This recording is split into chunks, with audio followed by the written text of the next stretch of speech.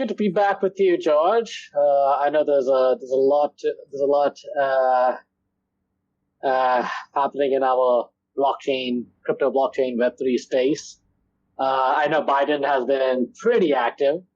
Man, he's the most active old guy I've seen. I know. Absolutely, yeah. And what has happened is that he has vetoed a bill that that was one of the reasons why actually we did get the spot ETF approved. But let's talk about Bidenflation, Markose, because what happened yesterday, that is the 12th of June, and this might be towards the later part for people in the UAE. There were two events, so it is called as double whammy.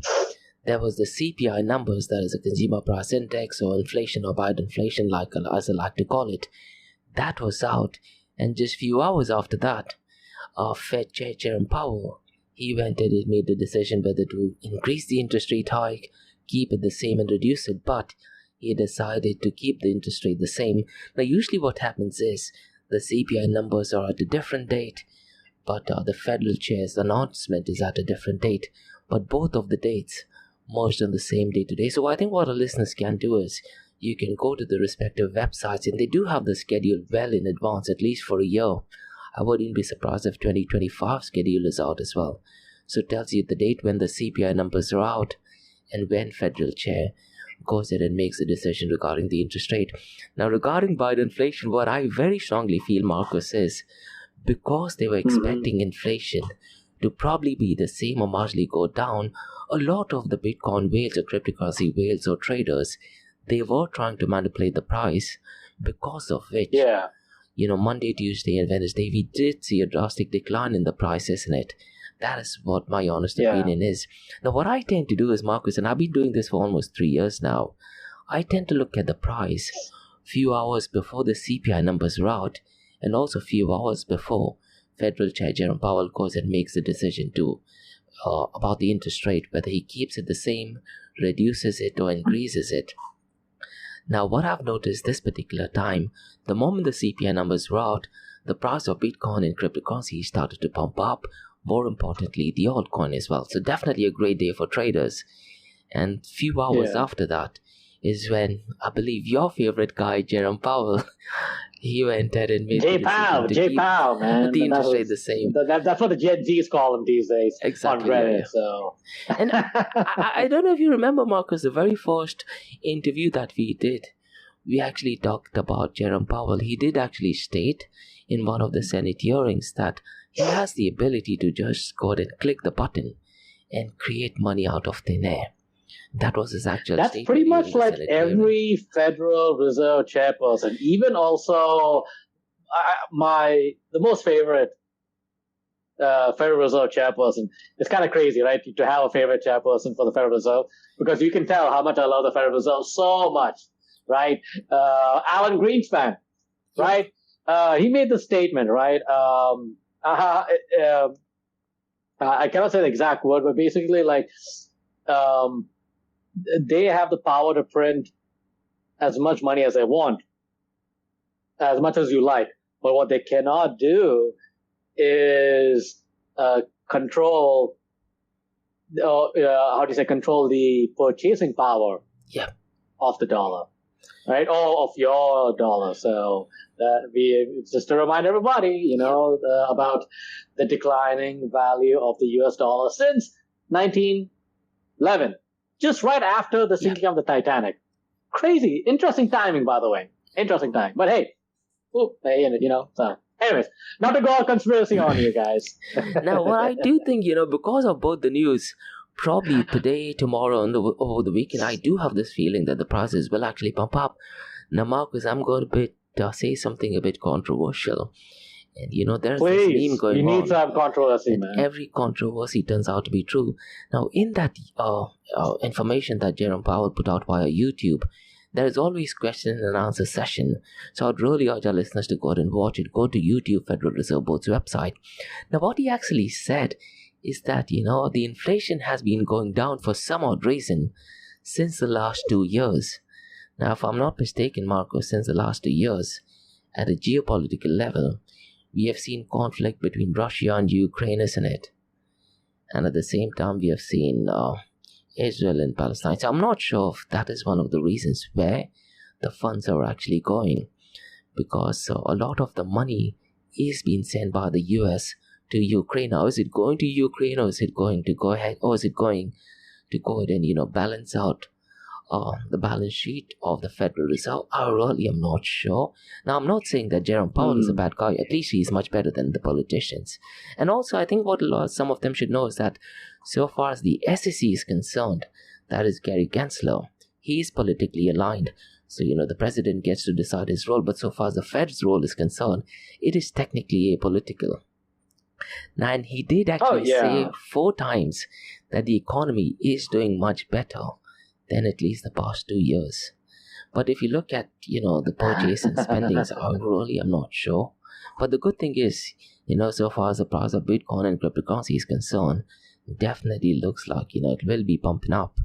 And I definitely would recommend, listeners to go ahead and watch Jerome Powell live. And something which I've shared earlier on also, Markose, a lot of them don't actually know where inflation is calculated.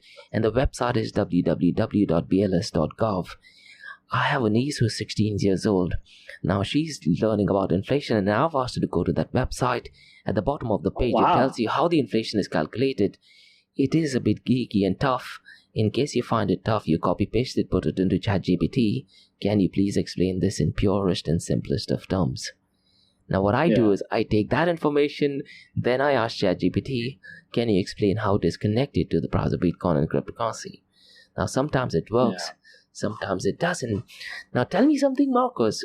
Ideally speaking, Bitcoin and cryptocurrency should be a safe haven against, let's say, inflation, isn't it? So if inflation is actually going up, if Jerome Powell does decide to go ahead and increase the interest rate hike, that is the time the price of Bitcoin and cryptocurrency should actually bump up, because people should not be believing in the fiat value. They should be trusting Bitcoin and cryptocurrency, but that does not happen. So maybe we still are a couple of years, maybe even a couple of decades away for that thing to happen, isn't it? Yeah, I would say this. Like the ones which are getting that has increased value has been gold, silver, and I could be wrong. I'm assuming lumber. Now, the reason I say lumber, and I could be wrong because I'm looking at more like the US and stuff. But gold. But I mean, just for our audience, not to go way off tangent, that's not going to help anybody here. But gold and silver has been rising up quite a bit, which really caught me by surprise. So which is also kind of interesting because from a nation state level, like your BRIC countries, they've been buying a lot of gold, and Turkey has been buying gold too, which is quite interesting. Normally, that's the arena of India and China, but Turkey has been doing that. Now, I guess one of the main reasons is that, hey, if you want to join the BRIC nations, I don't know if that's a written rule or something, but hey, you got to have some gold. Which honestly, I'm a big supporter of gold to own physically. But you know what? I relate to the like the regular people all over the world.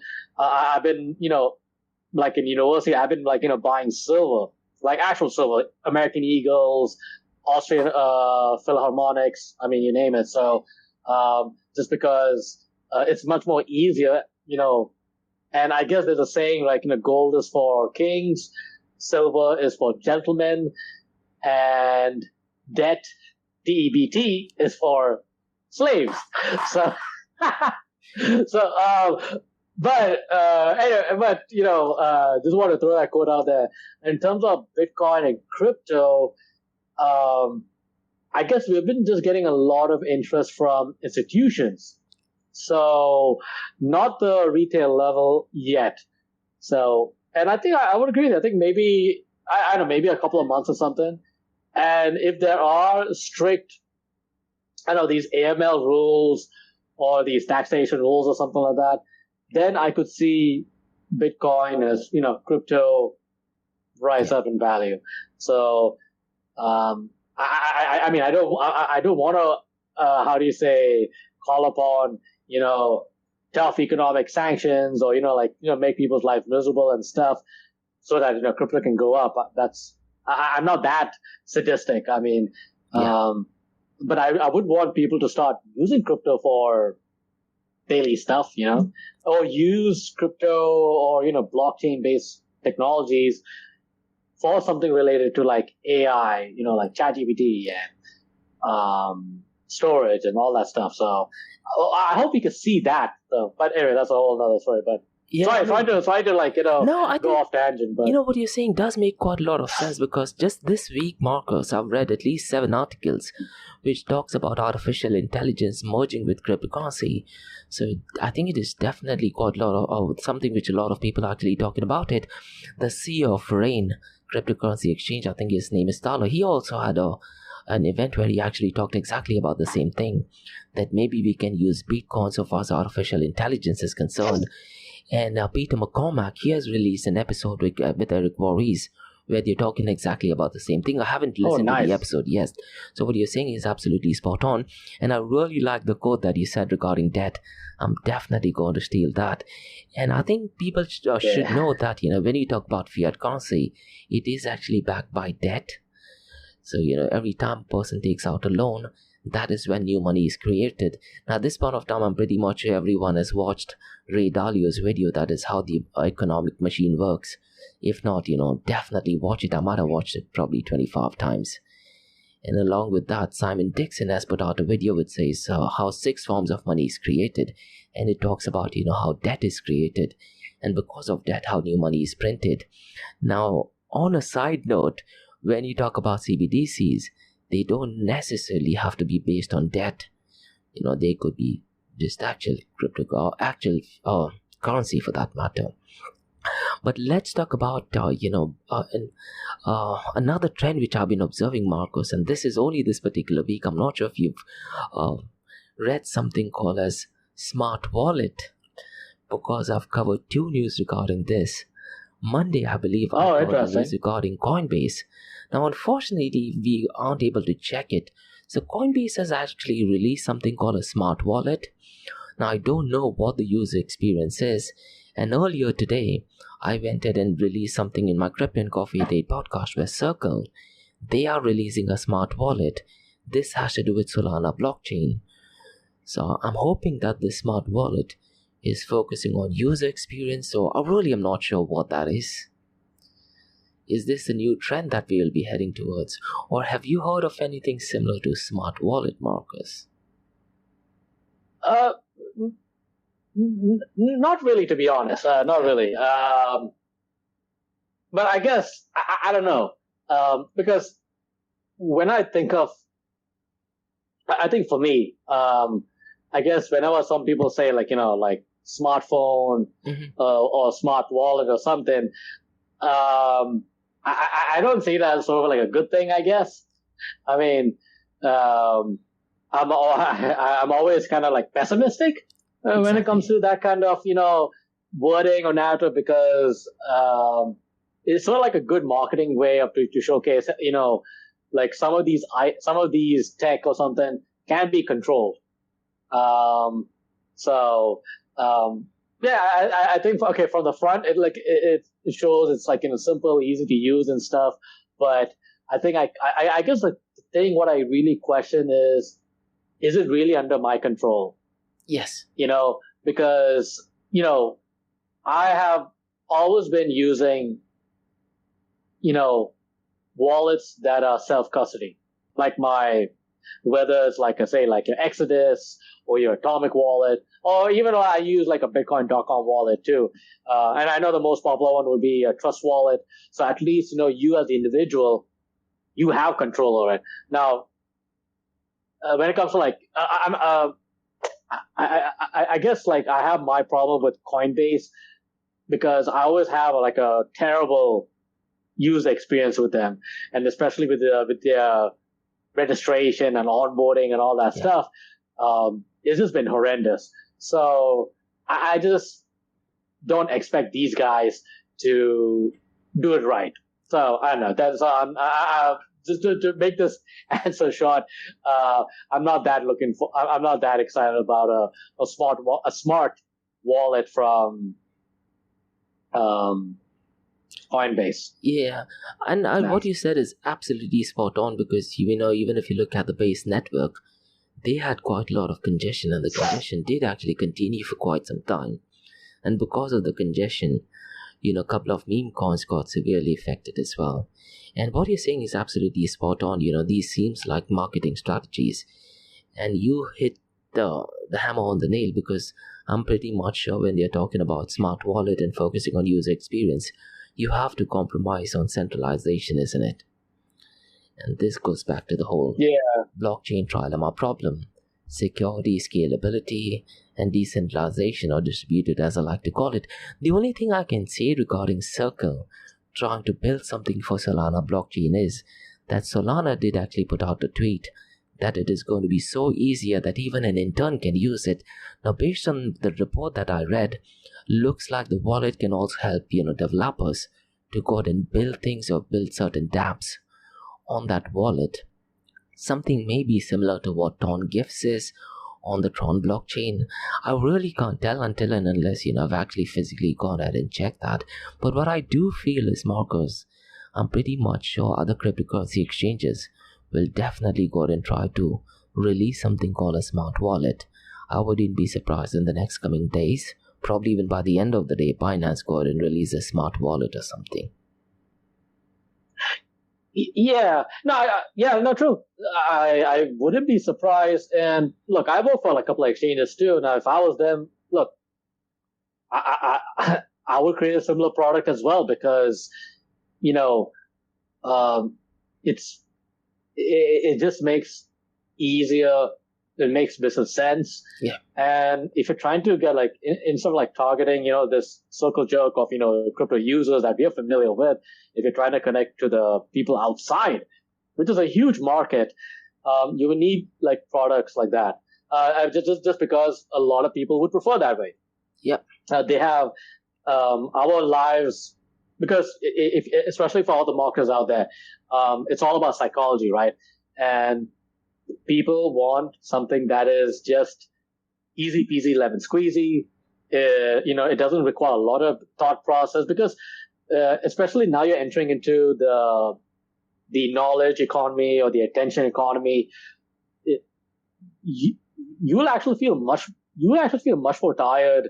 What do you say? Trying to think of all the operational security, fundamental analysis, technical analysis, all that stuff. You have no time for that. Yeah. So you need these products that are simple and easier to use, and it doesn't have to be a perfect product. And this is something I get pissed off at some of the BTC maximalists, especially in the early days and stuff. They're looking for the perfect solution. But if you're if you're an entrepreneur, if you're a business person, you just need a product that is good enough, so. I know. I get this. Something I guess so for someone like me, I clash with my libertarian ideology. I connect with all the privacy folks people in terms of the operational security side, but I'm also a marketer too, because I'm also thinking of psychology too, which is really important. So for any marketers out there, just for the new people, look. Get yourself a degree in psychology. Forget about getting a degree in business administration or a degree in marketing. Psychology, guys, because understanding the human psyche, how they think, the praxeology, what's the science behind the human action, that is something to think about. This is what we need, especially in the Web3 space. Just want to put this out there. Absolutely. So don't make the mistakes that I have made. All right, just saying. Absolutely spot on, and I'm pretty much sure, with artificial intelligence going mainstream, there will be ways we'll be able to identify what the customer actually is looking for without even the customer actually understanding or realizing. Now, you touched base on something really important as well, Markose. Now, what I do think is some of the mainstream social media apps, let's say like Facebook, Instagram, or maybe Twitter, rather than using your email address, it would be cool if one of these companies, they actually let you to go ahead and sign in with, let's say, an Ethereum address. That would be kind of merging the so-called Web3 world with the traditional social media channel, isn't it? Maybe even YouTube channel. So that way at least we don't use YouTube. Dude. Yeah. I just remember it because I just remember my buddy Ali, because he's good friends with the guys from Nissan Labs, which is they are the part of Sui Foundation that overlooks the Sui blockchain. So Sui has ZK login. Yep. So you can connect it with your Gmail. Yep. Again, just to give it like a Markose example, any marketer of substance sees the value of email marketing because you own that marketing.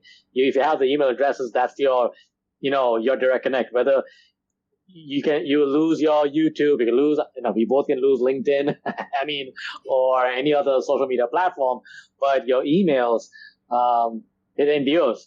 So I think for regular people getting into crypto and with ZK login, you just connect with your email. As far as I understand the architecture, if I'm correct, I'm just assuming it's using email, but that's a much more easier step. But a much more secure step would be to have control and ownership of your ETH address. So yeah. Absolutely spot on. And I do remember, when I actually released my series on Metaverse, quite a lot of the Metaverse projects, they already had implemented, logging in with Ethereum address. And I'm sure a lot of the dApps already do that. But it'd be really cool to see one of the mainstream apps, let's say maybe even LinkedIn, to go ahead and do that. That I do think will be an absolute game changer, I feel. Now, this particular week, Markose, what I'm noticing is there's a lot of money being thrown around for grants. So if our listener is a developer trying to build things, I think the first news that I looked at was to do with Polygon. And if I'm not mistaken, I did actually cover this thing in my episode yesterday. Now, they have a $720 million grant. And the grant is essentially divided into two ways. One is your general grant track, and the second one is consumer crypto track. Now, a consumer crypto track. Now, what our listeners can do is they can go ahead and apply for it. The application is open from 11th of June till the 31st of August. So maybe, we can go ahead and try applying it for any of the projects that we have as well. So they have two different sections. Maybe like a Polygon podcast, bro. Yeah, I wouldn't be surprised if we could do that, yeah. As long as, we are focusing on educating people, focusing on the content, I'm pretty much sure there's a high possibility for it to get approved. And the guy is an Indian as well, if I'm not mistaken. The guy who is responsible for this grant. So, that is one thing. And apart from that, now this news, I'm not sure what to make of it. Arbitrum, they have made a decision to go ahead and release $270 million in Arbitrum token to go ahead and focus on gaming. Now, something, which I did touch base, I think it was the Arbitrum Foundation, where they decided to go ahead and buy a couple of meme coins. I think it was the Avalanche Foundation, I'm sorry. So if a foundation does that, does it kind of play in the way that you're trying to manipulate the price? Because even for Polygon, for that matter, let's say if $720 million is put aside from grants, it just means that these many tokens will not be up in the supply market, isn't it? That could technically pump the price of Polygon. I'm pretty much sure the SEC will be looking at it from that point of view, isn't it? If I was the SEC, I would definitely be looking at it from that point of view. So on what basis have you gone ahead and done that to, let's say, have $720 million as grants? Can you show me the vote count? If it is the governance token holders who have gone ahead and made the decision, have they actually gone ahead and done that? The reason being, so far as Arbitrum is concerned, they have put across $270 million and they agree to go ahead and focus on gaming, but 27% of them have said, no, we are not happy with that and we want to go ahead and do a revote. So, we are talking about almost $1 billion just by these two companies, isn't it? That's interesting. Yeah. But for sure, I was a little surprised by. To be honest with Polygon, but I remember 2022, if I remember correctly, because I was with Sam Lai, our good friend from Meta Incubator. Right now, he's in Taiwan, I remember like we were seeing a lot of people were getting these grants from Polygon, but then you got that big shutdown. So in one way, it's kind of good to see Polygon back. I know they've been working on some pretty cool ZK projects, so that's really nice to see that. And I have used what do you say, Polygon, to actually as a currency to buy domains and stuff. So excellent. Yeah. So I mean, especially it's just been like just easy to use, really. So which is helpful. Even though I know it goes against my my belief and has to be L1 and all that stuff. But hey, you got to be practical. You got to be pragmatic. Yeah. But with Arbitrum is interesting. I mean, because already they have over like $1 billion, right?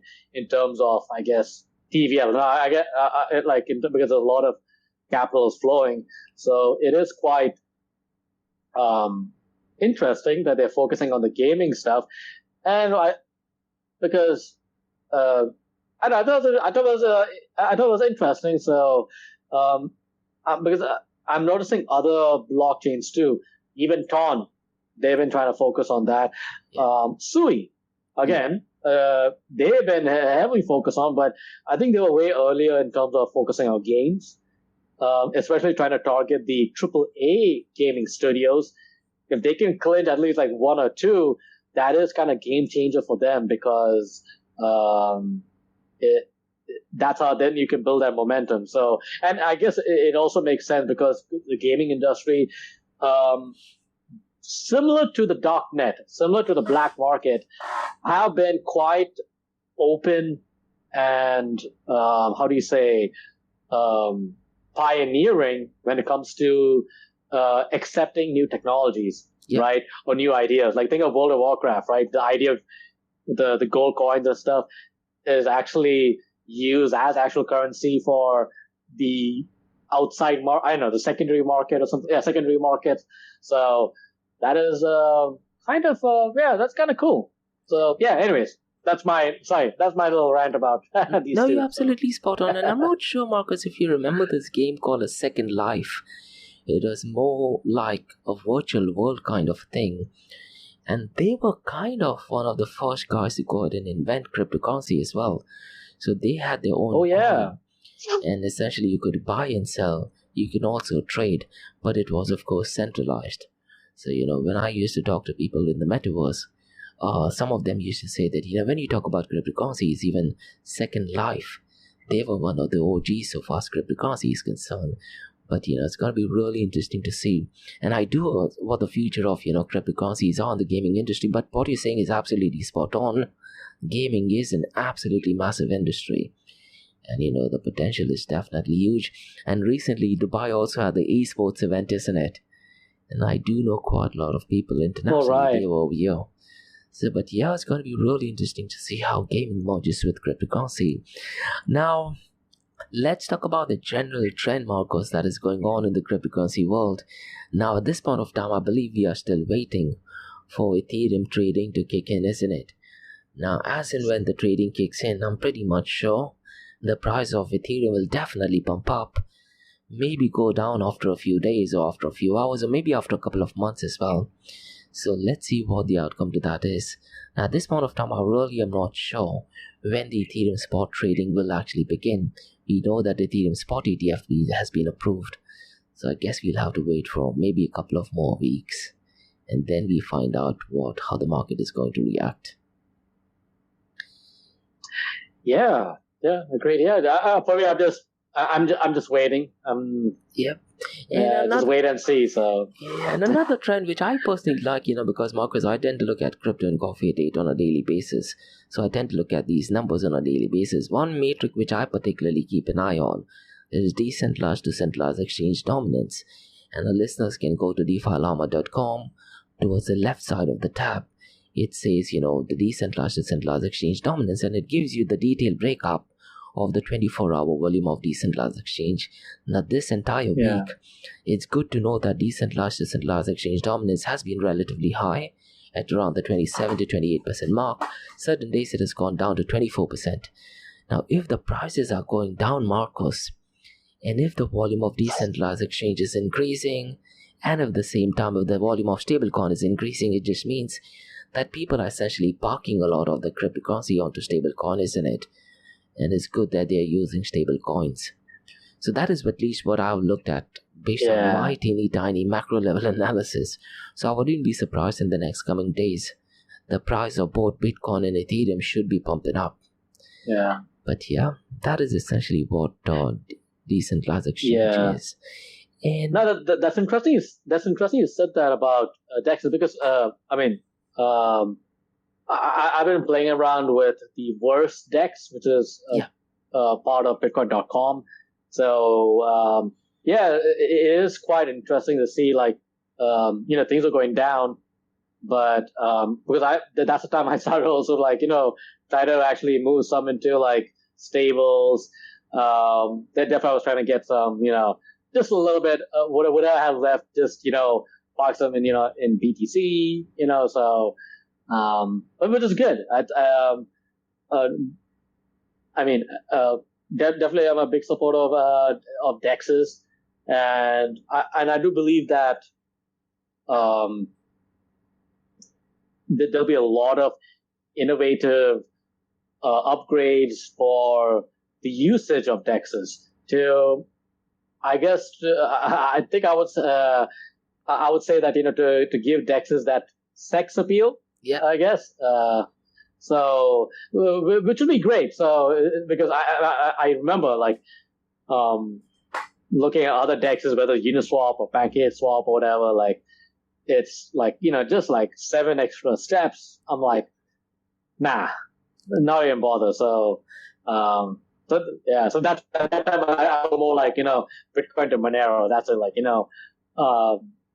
I don't want to break my head and stuff. So yeah. Yeah, and this week what I'm doing is, Markose, every day in my Crypto and Coffee Date podcast, I tend to break down one technical element. This entire week, Monday to Thursday, I'm breaking down and trying to learn as well as talk about decentralized exchanges.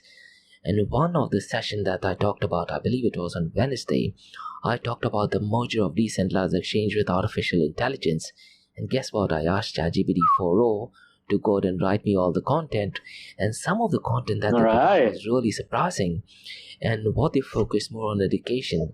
So what ChatGPT 4 is saying in decentralized exchanges, maybe AI can be used to create educational content, but how it's going to work is AI is going to identify the human behavior and something which you touch based upon the psychology of people.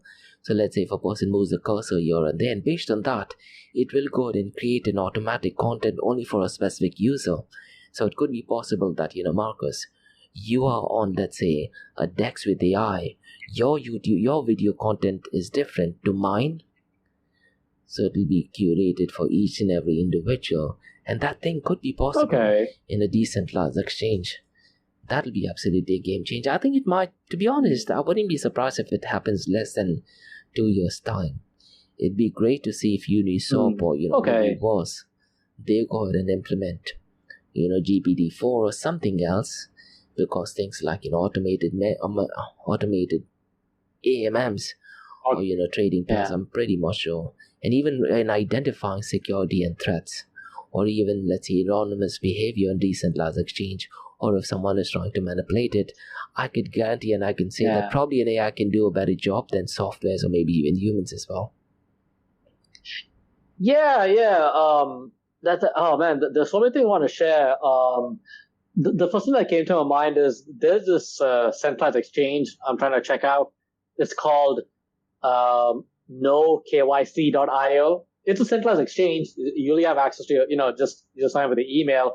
But of course, they have, I don't know whether it's an AI or a software or something, but I could definitely see because they use, I'm pretty sure it has to be a software, where they check out, if there's any outlier transactions or something, then they'll flag it, and then, they'll send the money back to you and kick you out. So as a way to protect themselves, legally and all that stuff. So, So definitely I think with AI, that's possible. And I don't think it's that far-fetched, because if you look at I go on YouTube, and, YouTube just sends me, based on my search and my preferences, based on the history I had, since 2008 or something, I've been using YouTube. Yeah. So, or whatever has been the topic of search or whatever. I get I get different videos and stuff, and sometimes also too. Look, YouTube also has to push some new creator content, to support creators, I guess. Lately they've been doing that. They're testing it out. So if you're a new creator, this is a good time to push your content, so to get more views and stuff. So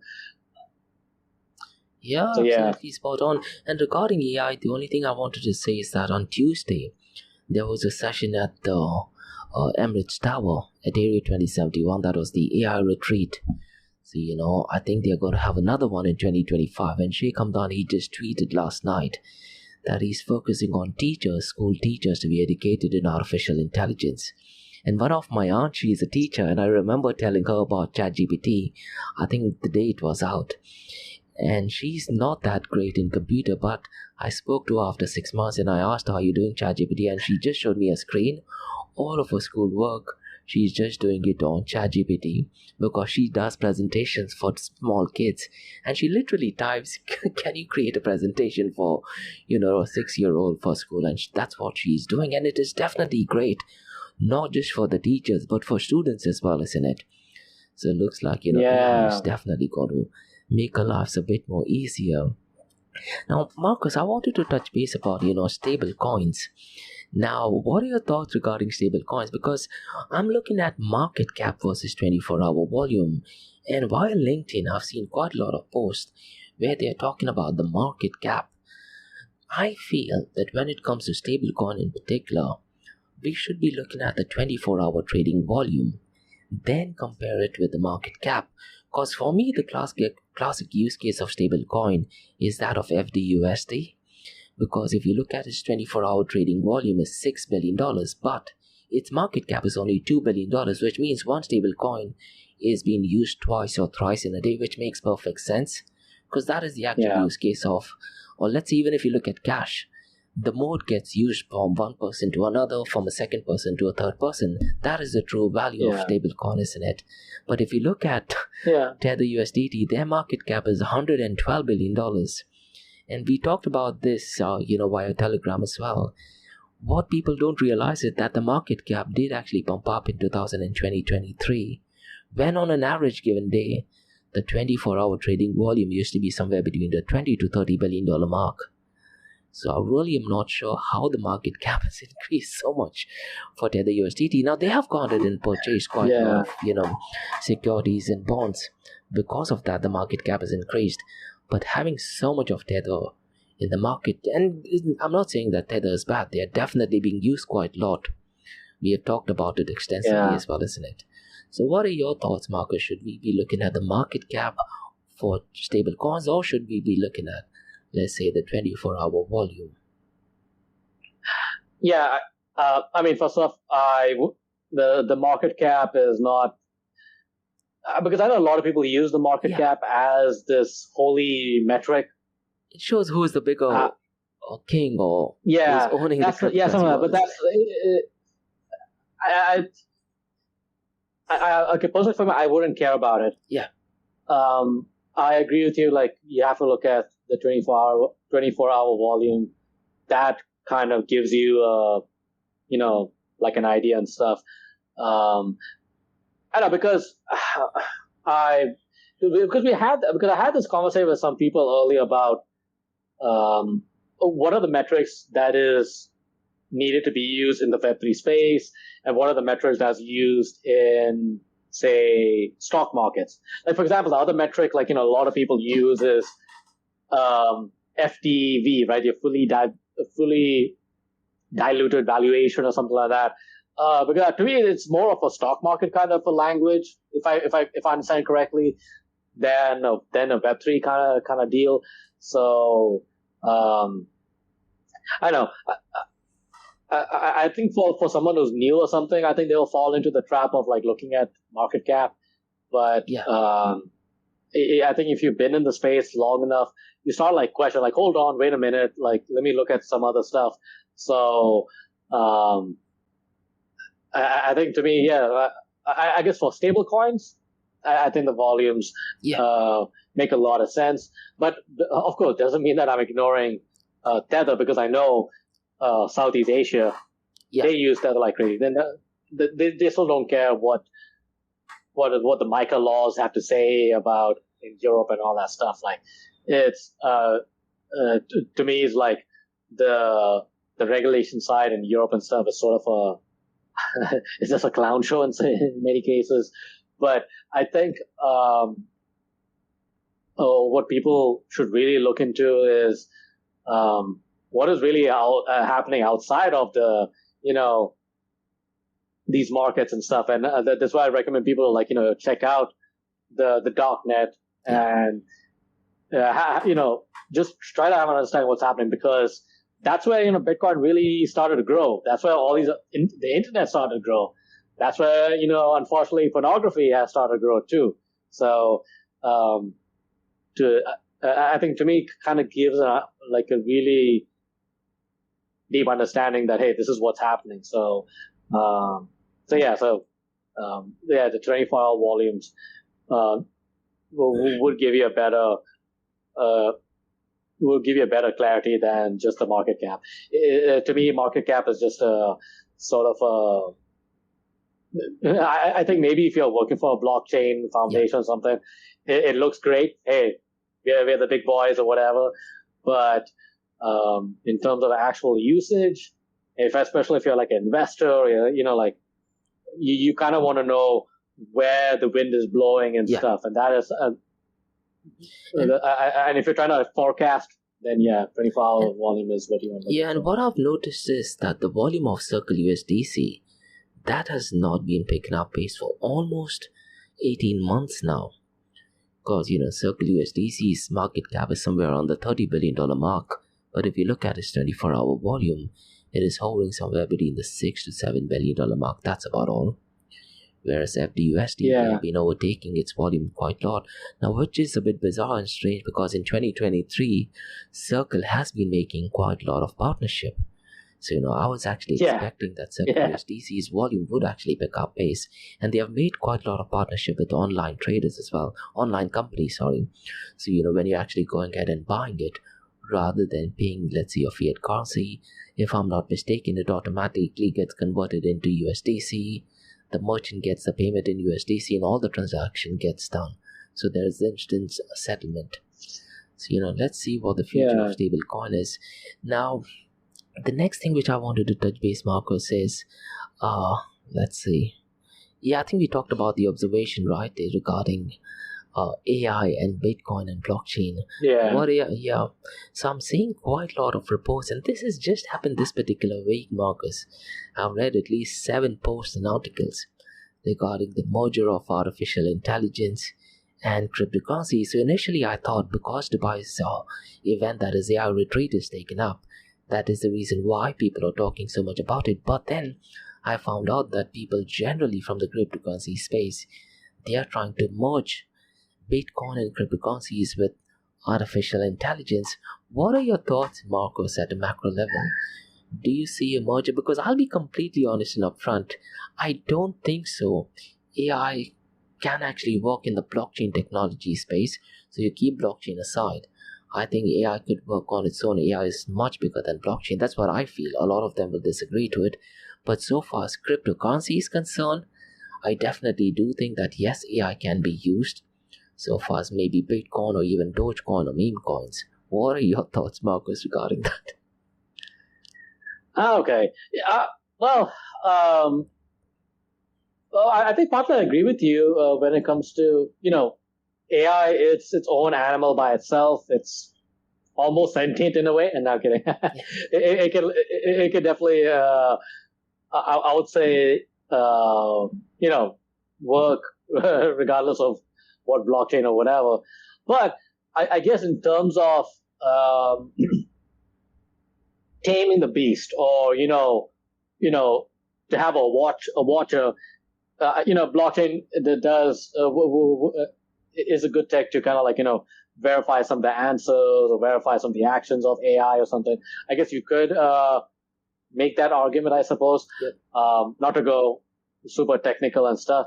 But I tell you what, definitely I could see AI use crypto. I will not. I don't see logically AI using government fiat currencies just because of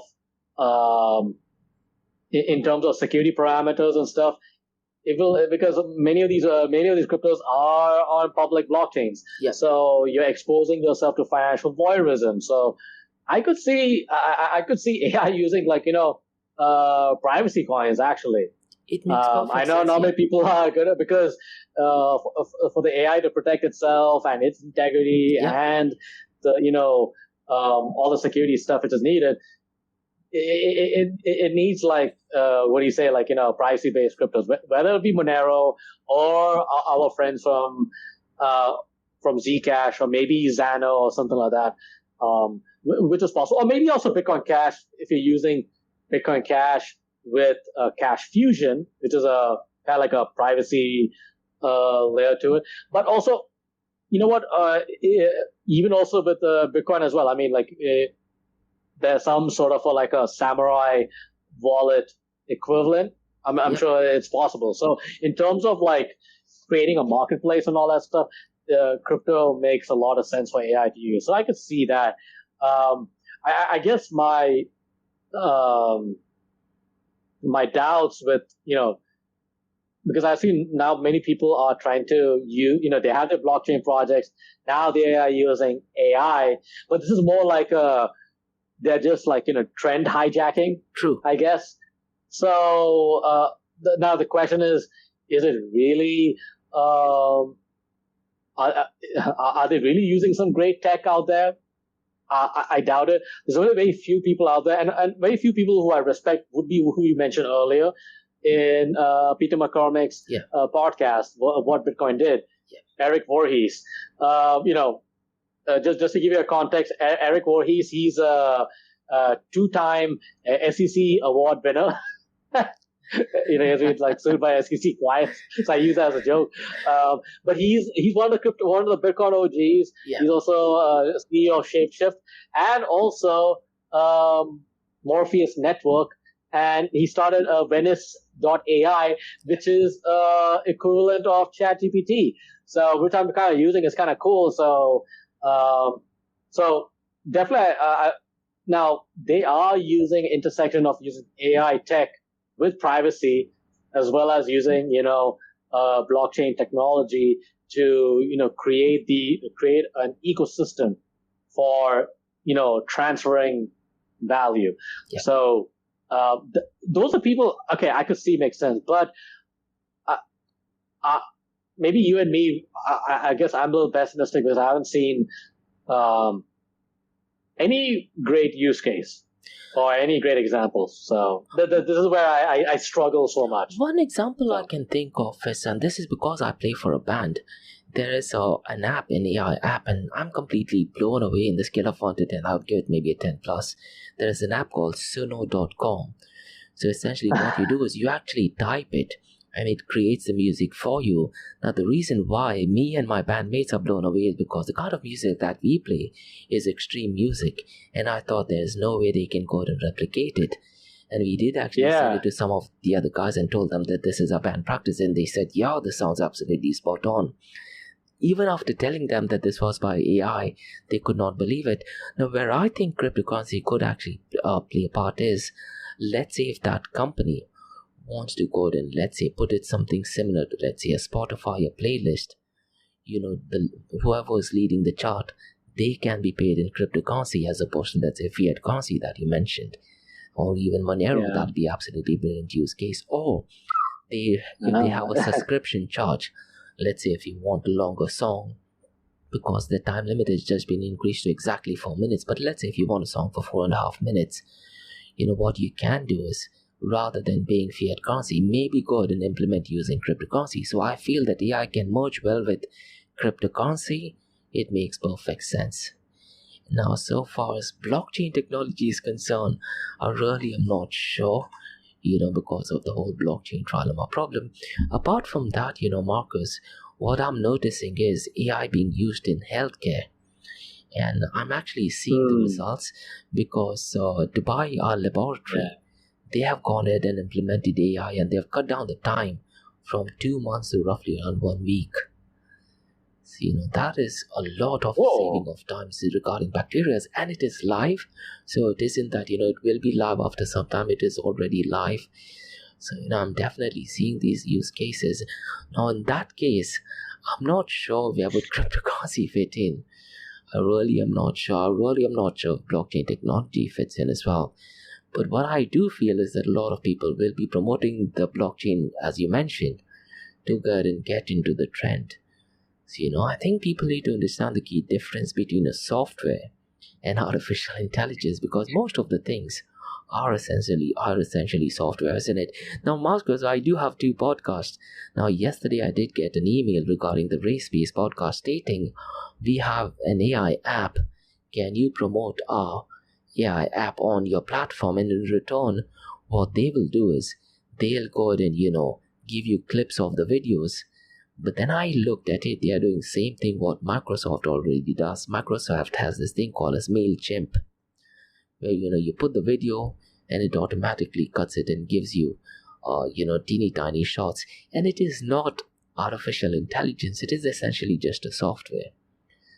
So, what? Oh, wait, you said MailChimp? MailChimp is like an email. No, not MailChimp. You're saying like you mean like CapCut or something? No, there's another name. Let me see. Microsoft Clip, I think so. Clipcamp. Okay. It's called as Clipcamp. Okay. Oh, MailChimp is something else. Yeah, so it is called. Yeah, MailChimp is the email responder thing. Yeah. Wait, what? No, it is a Clipchamp. So it is called all right, cool. But it takes a lot of time. It takes probably much longer time than even CapCut, because CapCut takes ages to download, isn't it? To save. I guess it depends on the internet, and there's a. I mean, the problem with Clipchamp by Microsoft is it takes the equal amount of time to upload it. Then it does all the automating thing. So this is essentially not artificial intelligence. It is just software, isn't it? So I think people, as long as they understand the difference between AI and software. Yeah, I guess a lot of it, because I use I've been using Descript. Actually, I need to use Descript quite more often. So Descript is think of it as a like a video editor, but it's all but now they also have a podcasting with what's that? Squadcast or whatever. But they do have some AI features as well, where it can automatically, like, reduce your work in terms of editing, in terms of removing all the ums and uhs and all that stuff, those words, the time gaps. Maybe you set up a template, it'll already correct some words and all that stuff. So there are some degrees of AI involvement as well. So just recently they have this thing called the underlord, as opposed to the overlord. With AI, the Terminator narrative is that you have the Skynet overlord. So what they have is called the underlord. So the underlord works under you and does all the menial tasks, like, which I get, which I'm I just don't have the patience or whatever to, maybe like 1 or 2 clips. But if I want to do 5 or, 7 or something like that, man, it takes forever to correct the images and, do all that stuff. So, there are some AI stuff which is getting involved. So that's kind of nice, I suppose. So, but yeah, now, so I guess, it's a degree of AI prowess, I guess. Yeah, and what I'm trying to do is, I'm just playing around with GPT-4, and I'm trying to ask AI to write a white paper on stablecoin, where the entire thing can be managed 100% by artificial intelligence, and let's see what the progress to that is. And I think we've covered pretty much most of it, right, from the global cryptocurrency trend. Yeah, I Is there think, anything else? yeah. Do we have anything like local news? I mean, no, I think we covered some, right? Yeah. The AI retreat thing. Did he go for that? I was supposed to go for it, but then at the last moment I decided not to, because most of it you could actually watch it via your Instagram stories as well. So, Fair point. Yeah, I did. Yeah. But Yeah. I think Dubai and Saudi Arabia are definitely taking leaps and bounds in artificial intelligence is concerned. And what I'm trying to do is, Marcus, I'm trying to identify, is it software or is it artificial intelligence? I'm definitely seeing quite a lot of use case in AI. Now, just to digress, one of my friends, he's actually working for G42, which is one of the leading companies in the world so far as AI is concerned. Now, AI combining with quantum computing could actually save lives, and we are not that far away. So let's say if there is, take vaccination for that matter. Now, most of them have taken the vaccination, but with AI and quantum computing, you can reduce the testing period, let's say from a decade to literally a couple of weeks, and we can find out and test, will they in the near future, with all the changes happening in the world, could it, let's say a decade or 2 decades from now, create any potential mishap or any side effects? So they're focusing purely on healthcare. That is an area I definitely do feel AI is definitely making some noise. And apart from that, music, because I'm completely blown away. I've started playing for another band also, and the guy has literally, Marcos, you wouldn't believe, he has said, you know what, I don't want to create my own music, let the app create it, and he wants to then learn from that. But then I said, then what's the fun in playing for the band, isn't it? Because it needs to be something that you passionately like. That's a see. This is a tough one, man. This is I'll tell you this. I'll tell you this. Like, see, like when it comes to AI, right? I don't want. I've seen this quote on Twitter quite a bit. I love X. I love Twitter because there's a lot of interesting content, but it can be also toxic. I guess I'm a glutton for punishment. But this chica, she mentioned that like I want AI to be used for like dry cleaning, washing, cleaning my house, all that stuff. Then creating music, painting, yes, or writing, But here we are in this world where we have freaking AI is doing the designing, is doing the writing, is doing the music, but it's not doing it doesn't do a damn thing about like cleaning the house, washing the clothes. That is what we humans will be doing, isn't it? That's the thing. I'm just like, wait a minute. Like, this is, man, okay. So this is where I think, honestly, we lost the plot, like, when it comes to AI. So, like, wait, what? Like, I don't know. So I think this is where, like, I have to agree with your friend, man, because, like, I would prefer, like, AI to focus on some of the menial tasks, but, in terms of, like, creating music and stuff, I don't know. I think we kind of, like, I guess we're kind of losing that because, like, because I think there's a lot of great ideas and stuff, that came out of, creative stuff, like, creating a game or like, music, the arts. And I think we need more of that because that's what makes the world a really beautiful place. Even though it's not perfect, isn't it? Yeah, it's not. And I think like a lot of us just, I guess philosophically or I guess maybe mentally or spiritually or something, we are looking for this perfection or something. But I don't think AI can really take you there. It can do its best based on whatever the programming that we, our imperfect selves, can do. So. But yeah, I don't know, it's just something I was thinking about, like, in terms of, like, just creating music or something like that, which is kind of interesting, it's kind of fun. But I think we still need, like, a human input in it. Because, again, human nature is quite unpredictable and predictable at the same time. But that's the beauty of it, and that's what's, brought up, lot of great stuff like crypto, like Exactly. blockchain, like Web3, and also AI as well. Yep. So yeah, that's I guess this is food for thought, I guess. 100%. The only thing I can tell for our listeners is, that Dubai does have a challenge called as AI Prompters Challenge, and I think the prize money is 1 million dirham. Last time, ironically, the guy who won was into arts, and the female was into arts, if I'm not mistaken, and the guy was into coding. So I'm not sure if she's actually written and she has created art, but there were 3 winners. So, those are some really interesting, futures of using artificial intelligence.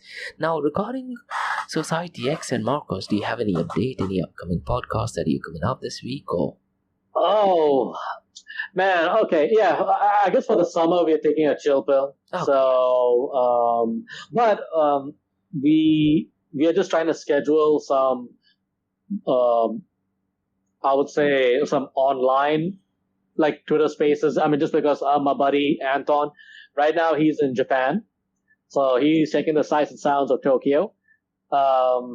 So we won't have any physical events during the summer. I guess a lot of people will be traveling, but I guess there'll be people who'll be staying over here. But I mean, just for our team. So we are trying to get some people overseas, maybe to come on a tour space. So definitely, man, George, I would love for you to take part in it as well. I mean, I would love to have some discussions on actually gaming. Definitely, I would love to talk about AI as well. And yeah, and maybe some what's the next Web3 narrative that will come up. So definitely want to talk to some people on tokenization, and yeah. So I'm trying to connect with some people back in the States, as well as this one guy from Australia. So hopefully that could, if the planets and the stars aligned, hopefully something will come up. So yeah, so that's the only thing. But otherwise. So that's it for Society X. But one interesting info I want to share with the folks out on LinkedIn is I have one of my friends, his wife,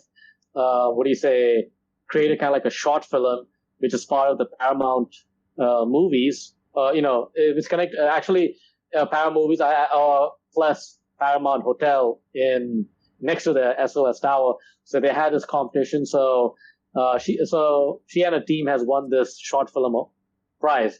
So this evening I'll be going for this film screening because I took part in it. I had a kind of like a 30-second little cameo. So so your boy is he's gonna be like LinkedIn and like film famous. So like the side villain or something or. Oh no, I'm just a prop, just I'm like that pillar right over here. So, but hey, but still, I'm saying like you gotta start from somewhere, So who knows, man? I see myself in the future like an old man, writing a book of my career as a Web3 plus film maker, so film critique, whatever, one of those guys. Yeah, you mentioned about Twitter Space. I'll definitely join one of them, and I'll try to keep my idea Sahil Arora. That should probably trigger some people because he did have a notorious act, with Caitlyn Jenner, so on and so forth. Now, regarding Blockchain DXB, I released my 500th episode. That was, I believe, on Tuesday. Wow! And on the 6th of July, I do have an event coming up that is to do only on podcasting. So in case if any of you guys want to go ahead and start a podcast, I go ahead and discuss absolutely everything regarding how to go ahead and start your podcasting journey. So I talk about, the mic to use, do you focus on audio content or video content, the duration of the podcast, what podcasting platform you can use, and quite a lot of other. So, if anyone wants to go ahead and sign up for it, you can go to eventbrite.com and just check for Blockchain DXB, or just drop me an email to info@blockchaindxb.com. And if you want to guys go ahead and sponsor any of these sessions, more than welcome to do that as well. So I'll also go ahead and discuss, where you can go ahead and upload your episodes, because there is a local podcasting platform called as Podio. They are trying to help local artists as well as local podcasters. So, I'll go ahead and compare it with Spotify and quite a lot of other things as well. Yeah. But yeah, in case if you guys need absolutely anything in the world of cryptocurrency, blockchain, metaverse, or AI, you can drop us an email either to Markose or to me. More than happy to assist in any way. Yeah, I think that's all right. And yeah, before we go, just want to wish our friends in the MENA region and also to our brothers and sisters who will be celebrating Eid al-Adha. So Eid Mubarak. God bless y'all. And y'all be good. Y'all be safe. We will talk to you soon.